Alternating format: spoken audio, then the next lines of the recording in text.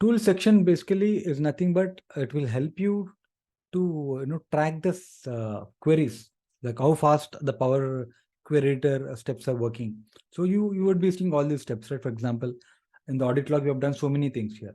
You have first promoted headers, inserted, expanded JSON, and changed the data type. So you have pretty much 6 steps here. So if you want to understand which step is taking more time, it's like performance analytics for this each step Power Query Editor. So we can start and end it. So let us start and refresh it. For example, the session diagnostics, what it does is you can start the session diagnostics. Okay. Query diagnostics could not be globally enabled due to permissions or system limits. Please either restart Power BI Desktop as an administrator. Okay. So in order to do this, we need to restart it. Okay. We need to select this option and restart it. Okay. So let me just close. So for restarting again, I need to close all of these files and restart it. So we'll do one thing, we'll take this up later. So simply what you have to do is I need to just go to file and options. I need to make sure that is enabled here and then close the entire Power BI desktop file and restart it. Then this works. Okay. It's been long that I've used it. So you can see here, there's something called diagnostic. Yeah. So here by default is enable and report and query diagnostic. Enable in query editor also. Okay. May require running as admin. Okay. Enable in report and query editor. We have So this option was set, but let me try this. Enabling query editor does not require running as administrator. So that means it should allow me now. Let us see. Start. Okay, it is started. So it is allowing me that option. Okay. Now if you go back to home and refresh these queries, let's say I refresh this preview. Now you can see there's a small option which comes here in the below. Recording traces. Recording traces. That means it is recording the traces and each and every step is being recorded.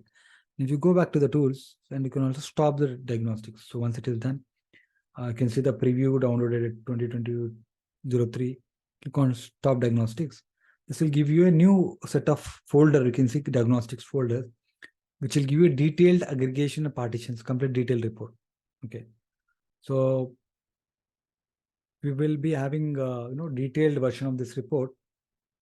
For example, detailed report will give you each and every step. Like for example, there's a query. If you remember, we have steps, 6 steps: change a type 1, expanded, inserted, promoted at a source, right? We had 6 steps.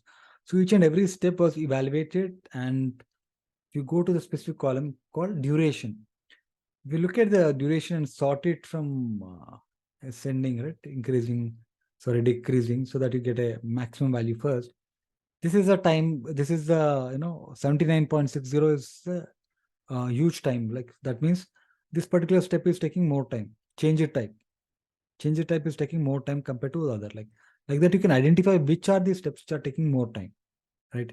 So you can do that and identify sometimes to reduce the improve the performance and reduce the steps, so that it will overall improve the performance. So that time you can use this diagnostics. There is something called diagnose step. This will do a step-by-step diagnosis. Okay.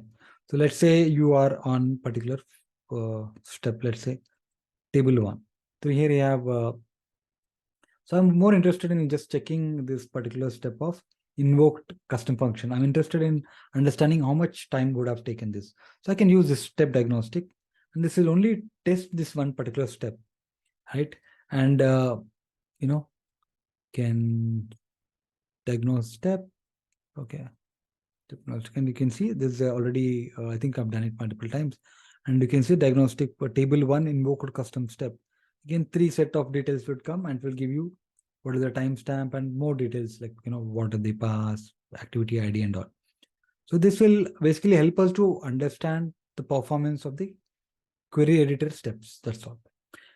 And there's the same diagnostic options. So where we can, take control of these, options. That directly we can go here instead of me going to the file and go to this diagnostic option. I can directly go to that particular step and enable it here. Okay, diagnostics option. Okay. So this is all about the tools section.